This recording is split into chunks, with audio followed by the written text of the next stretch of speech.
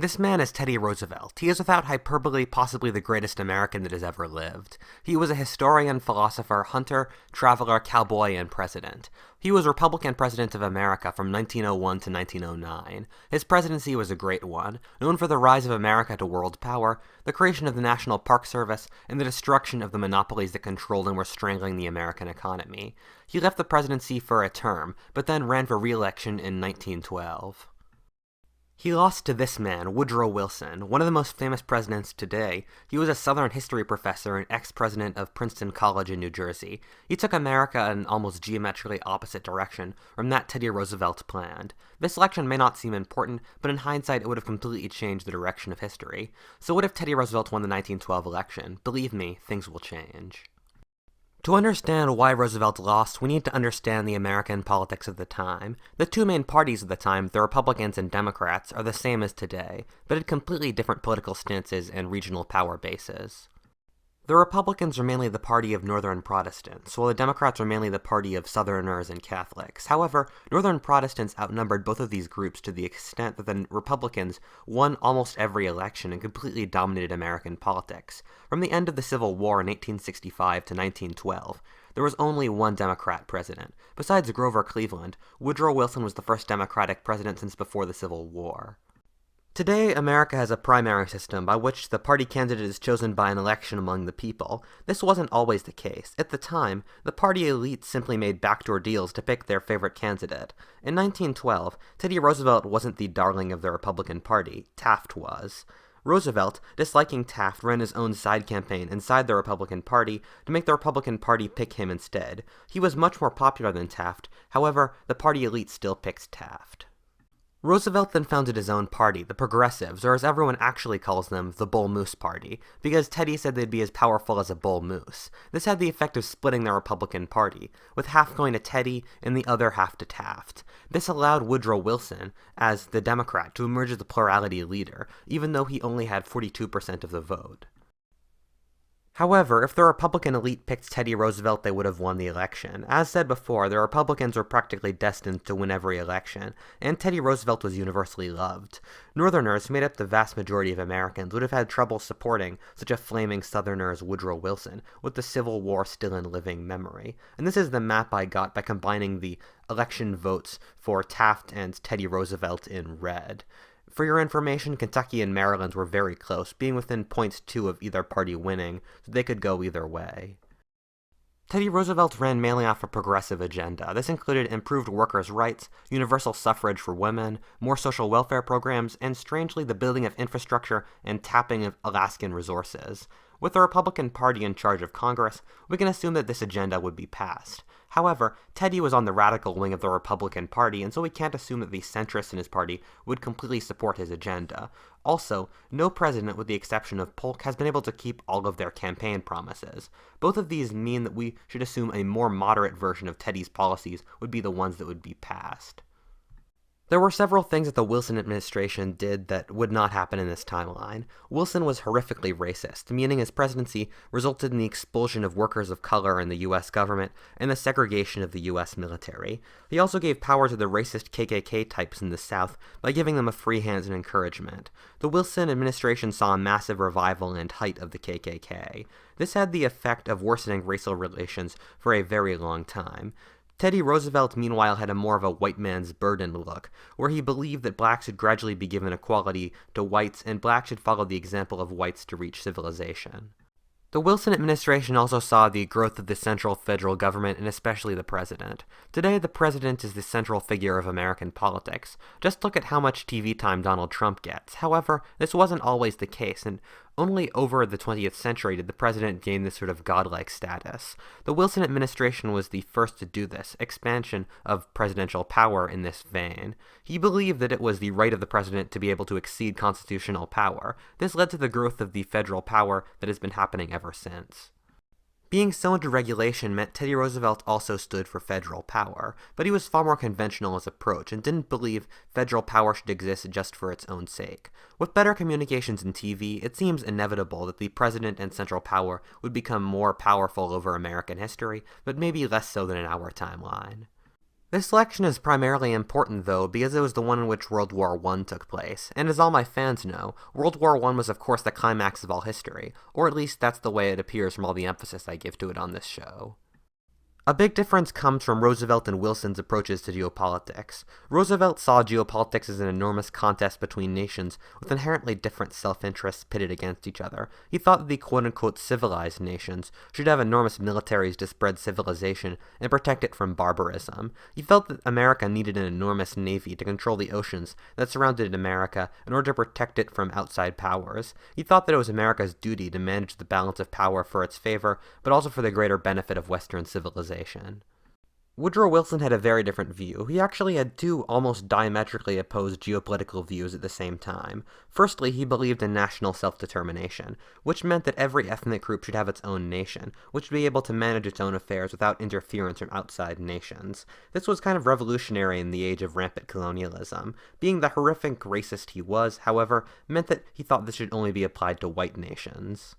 The second was the need to make the world safe for democracy. This meant that the U.S. should interfere in foreign politics in hope of spreading democracy in the American political system. America should invade other countries to change their unjust political systems. U.S. foreign policy should be dictated by morals, not geopolitical interest. He also felt that an international union, or League of Nations, should be created to manage peace and extend democracy. This created a strangely dualistic foreign policy approach to Woodrow Wilson. On one hand, Wilson kept America out of World War I until towards the end, due to the self-determination of the powers involved.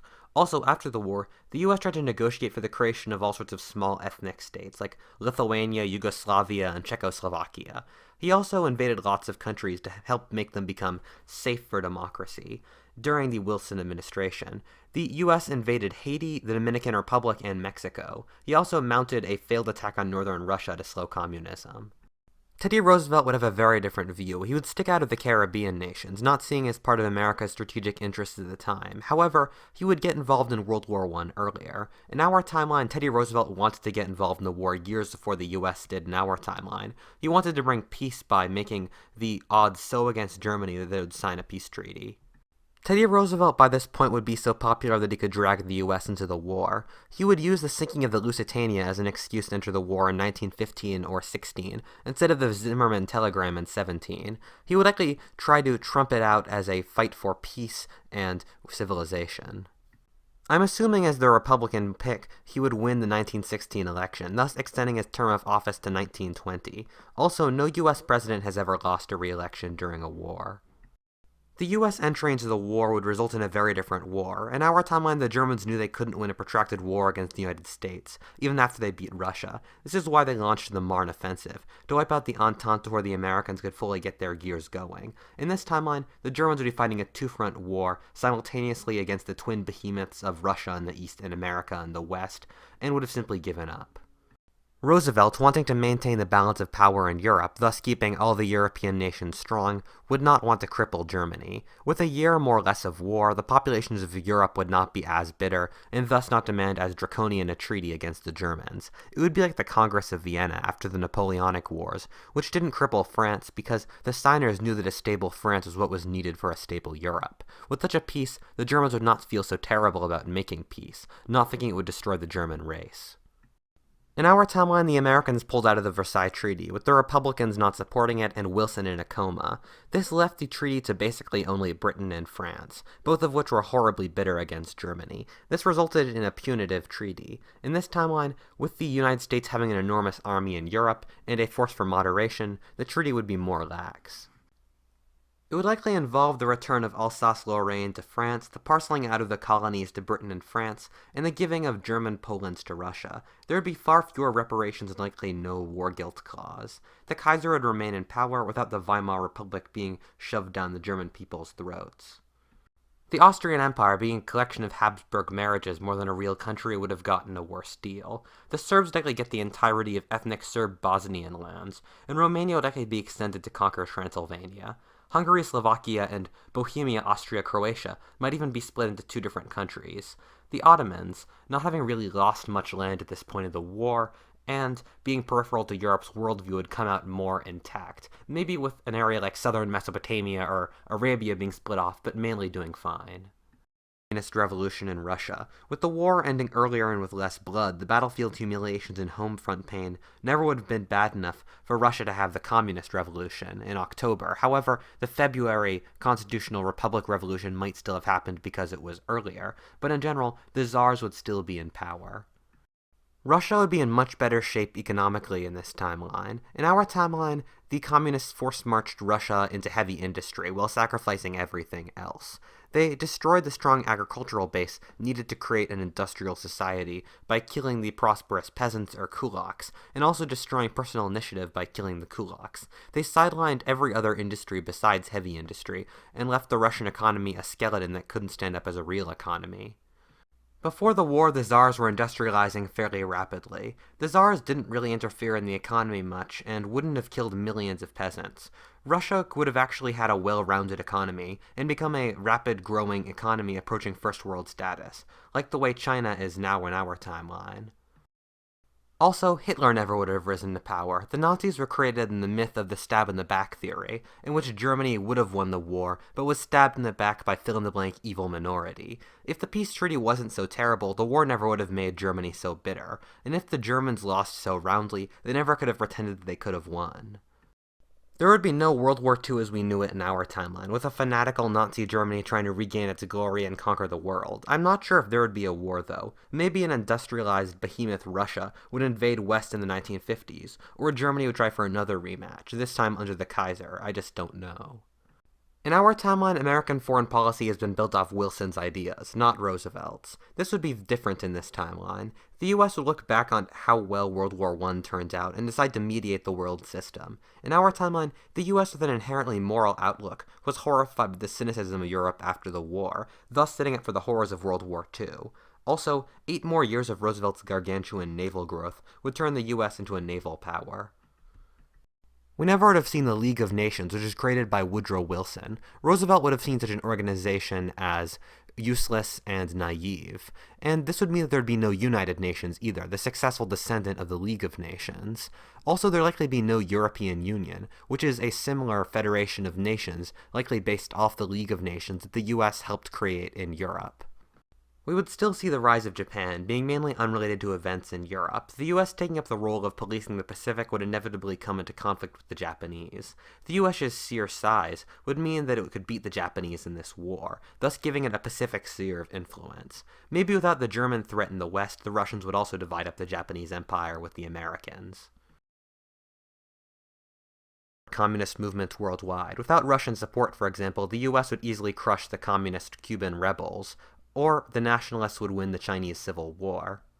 With a shorter World War I and no World War II, the European colonial powers would never have run out of energy, and so Europe would maintain their colonial empires.